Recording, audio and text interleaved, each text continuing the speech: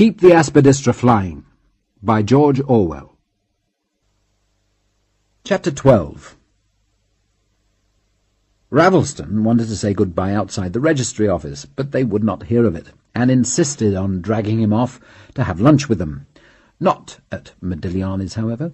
They went to one of those jolly little Soho restaurants where you get such a wonderful four-course lunch for £1. They had garlic sausage with bread and butter, fried plaice, entrecôte aux pommes frites, and a rather watery caramel pudding.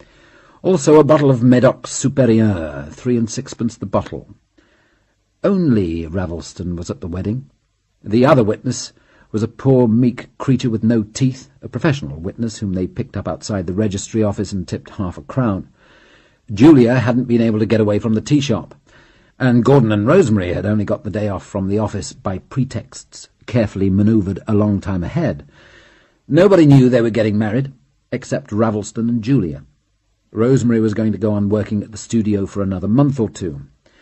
She had preferred to keep her marriage a secret until it was over, chiefly for the sake of her innumerable brothers and sisters, none of whom could afford wedding presents. Gordon, left to himself, would have done it in a more regular manner. He had even wanted to be married in church, but Rosemary had put her foot down on that idea. Gordon had been back at the office 2 months now. $4.10 a week he was getting. It would be a tight pinch when Rosemary stopped working, but there was hope of a rise next year. They would have to get some money out of Rosemary's parents, of course, when the baby was due to arrive. Mr. Clew had left the New Albion a year ago, and his place had been taken by a Mr. Warner, a Canadian who had been 5 years with a New York publicity firm. Mr. Warner was a live wire, but quite a likeable person. He and Gordon had a big job on hand at the moment.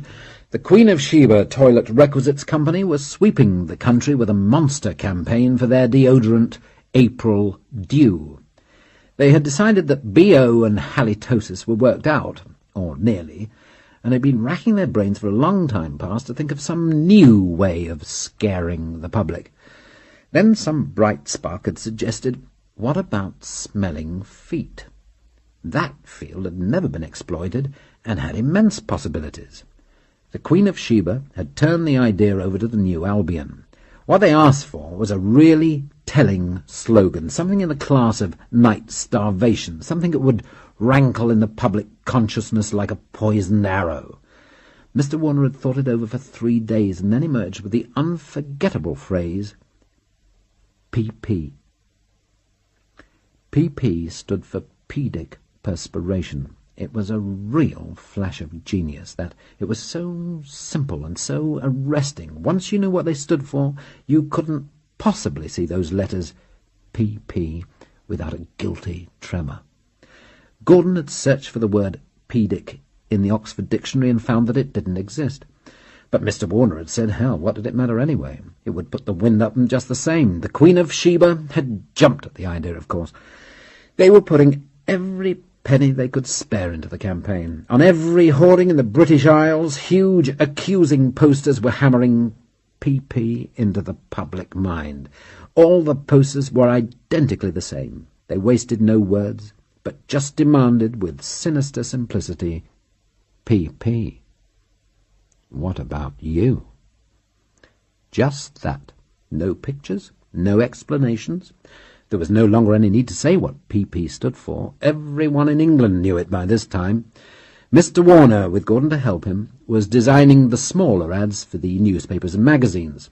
It was Mr. Warner who supplied the bold, sweeping ideas, sketched the general layout of the ads, and decided what pictures would be needed, but it was Gordon who wrote most of the letterpress, wrote the harrowing little stories, each a realistic novel in 100 words, about despairing virgins of 30, and lonely bachelors whose girls had unaccountably thrown them over, and overworked wives who could only afford to change their stockings once a week, and who saw their husbands subsiding into the clutches of the other woman.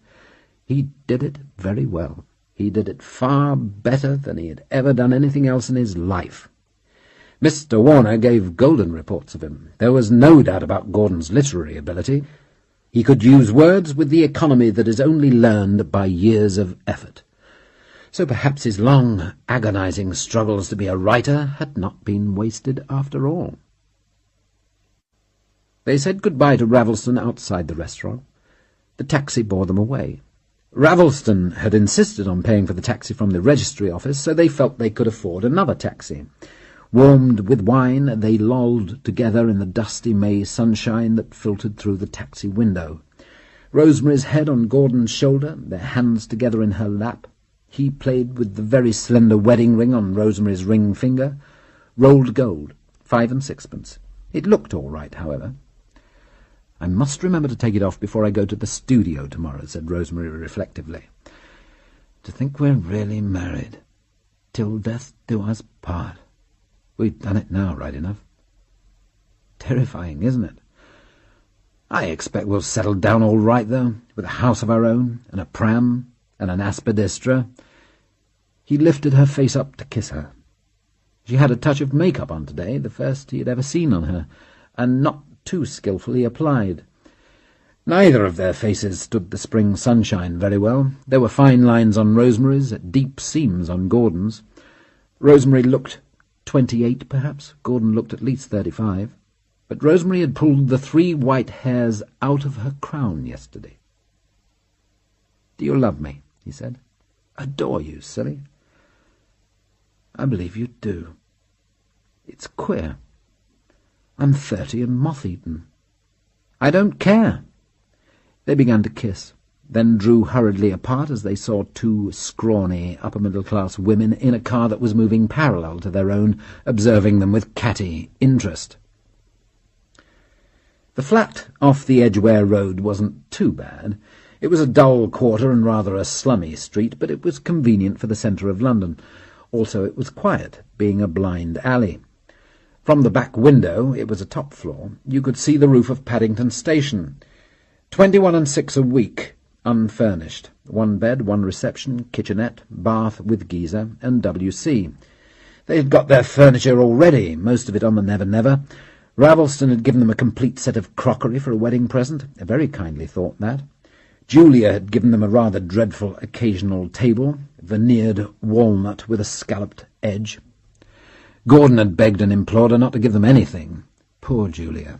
Christmas had left her utterly broke as usual, and Aunt Angela's birthday had been in March, but it would have seemed to Julia a kind of crime against nature to let a wedding go by without giving a present.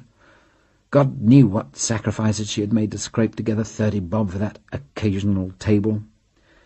They were still very short of linen and cutlery. Things would have to be bought piecemeal when they had a few bob to spare. They ran up the last flight of stairs in their excitement to get to the flat. It was all ready to inhabit. They had spent their evenings for weeks past getting the stuff in. It seemed to them a tremendous adventure to have this place of their own.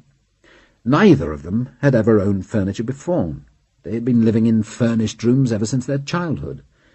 As soon as they got inside, they made a careful tour of the flat, checking, examining, and admiring everything as though they did not know by heart already every item that was there. They fell into absurd raptures over each separate stick of furniture, the double bed with the clean sheet ready turned down over the pink eiderdown, the linen and towels stowed away in the chest of drawers, the gate-leg table, the 4 hard chairs, the 2 armchairs, the divan, the bookcase, the red Indian rug, the copper coal scuttle which they had picked up cheap in the Caledonian market, and it was all their own. Every bit of it was their own, at least, so long as they didn't get behind with the instalments. They went into the kitchenette. Everything was ready, down to the minutest detail: gas stove, meat safe, enamel-top table, plate rack, saucepans, kettle, sink basket, mops, dishcloths, even a tin of panshine, a packet of soap flakes, and a pound of washing soda in a jam jar. It was all ready for use, ready for life. You could have cooked a meal in it here and now. They stood hand in hand by the enamel-top table, admiring the view of Paddington Station. Oh, Gordon, what fun it all is to have a place that's really our own, and no landladies interfering. What I like best of all is to think of having breakfast together. You opposite me on the other side of the table pouring out coffee. How queer it is. We've known each other all these years, and we've never once had breakfast together. Well, let's cook something now. I'm dying to use those saucepans. She made some coffee and brought it into the front room on the red lacquered tray which they'd brought in Selfridge's bargain basement. Gordon wandered over to the occasional table by the window. Far below, the mean street was drowned in a haze of sunlight as though a glassy yellow sea had flooded it fathoms deep. He laid his coffee cup down on the occasional table. "This is where we'll put the Aspidistra," he said. "Put the what?" "The Aspidistra." She laughed. He saw that she thought he was joking, and added, "We must remember to go out and order it before all the florists are shut." "Gordon, you don't mean that. You aren't really thinking of having an Aspidistra?" "Yes, I am." "We won't let ours get dusty, either. They say an old toothbrush is the best thing to clean them with." She had come over to his side, and she pinched his arm. "You aren't serious by any chance, are you?" "Why shouldn't I be?" "An Aspidistra, to think of having one of those awful, depressing things in here. Besides, where could we put it? I'm not going to have it in this room, and in the bedroom it would be worse. Fancy having an Aspidistra in one's bedroom." "We don't want one in the bedroom. This is the place for an Aspidistra, in the front window where the people opposite can see it." "Gordon, you are joking. You must be joking." "No, I'm not. I tell you, we've got to have an Aspidistra." "But why?" "It's the proper thing to have. It's the first thing one buys after one's married. In fact, it's practically part of the wedding ceremony." "Don't be absurd. I simply couldn't bear to have one of those things in here. You shall have a geranium if you really must, but not an Aspidistra." "A geranium's no good. It's an Aspidistra we want." "Well, we're not going to have one. That's flat."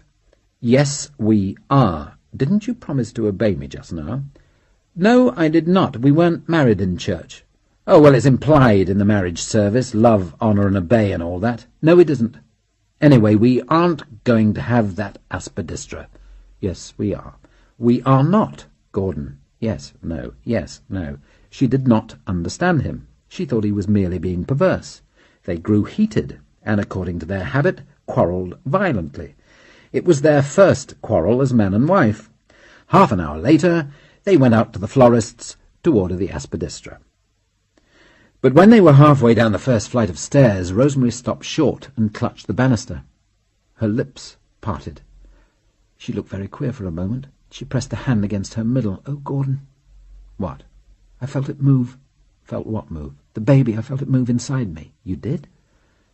A strange, almost terrible feeling, a sort of warm convulsion stirred in his entrails. For a moment he felt as though he were sexually joined to her, but joined in some subtle way that he had never imagined. He had paused a step or two below her. He fell on his knees, pressed his ear to her belly, and listened. "Can't hear anything," he said at last. "Well, of course not, silly, not for months yet. But I shall be able to hear it later on, shan't I?" "I think so. You can hear it at 7 months. I can feel it at 4. I think that's how it is." "But it did really move? You're sure you really felt it move?" "Oh, yes, it moved." For a long time he remained kneeling there, his head pressed against the softness of her belly. She clasped her hands behind his head and pulled it closer. He could hear nothing, only the blood drumming in his own ear. But she could not have been mistaken. Somewhere in there, in the safe, warm, cushioned darkness, it was alive and stirring. Well, once again things were happening in the Comstock family.